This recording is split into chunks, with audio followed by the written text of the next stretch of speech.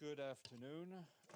And from Myanmar, the UN team in that country has reaffirmed its solidarity with the people of the country in their pursuit for democracy, peace, and human rights and the rule of law, 6 months after the Myanmar military seized control over the democratically elected government. Since February 1st, at least 930 people, many of them women and children, have been killed in the hands of security forces, while 1,000 more have been injured.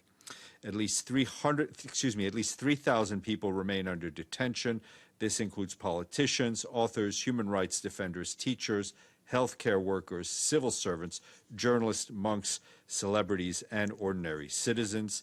The protracted crisis has impacted humanitarian access to people in need, as well as education, health, and the fight against COVID-19.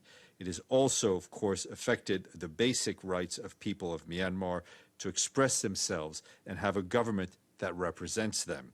For their part, the UN Population Fund and UN Women in Myanmar have warned that the compounded political and health crisis, coupled with an intensification of fighting, is putting more women and girls at serious risk.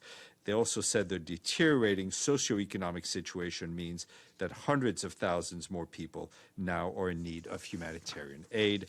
Since February 1st, women and girls have been in the front lines as leaders of civil society organizations, civil servants, activists, journalists, artists, and influencers, exercising their fundamental rights to express their hopes for the future of the country. And turning to the Central African Republic, the UN mission extending the state of emergency and elections until mid-2023. I think the short answer is that it's not taking us in the right direction.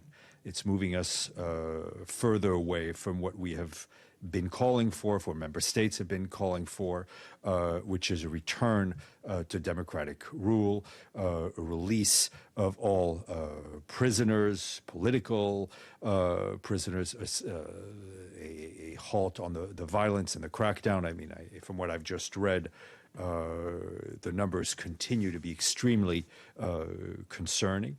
I think if you look at Myanmar, also, 6 months since the takeover, the precarious situation, the wider implications threatening regional stability have been made even worse by the COVID-19 outbreak.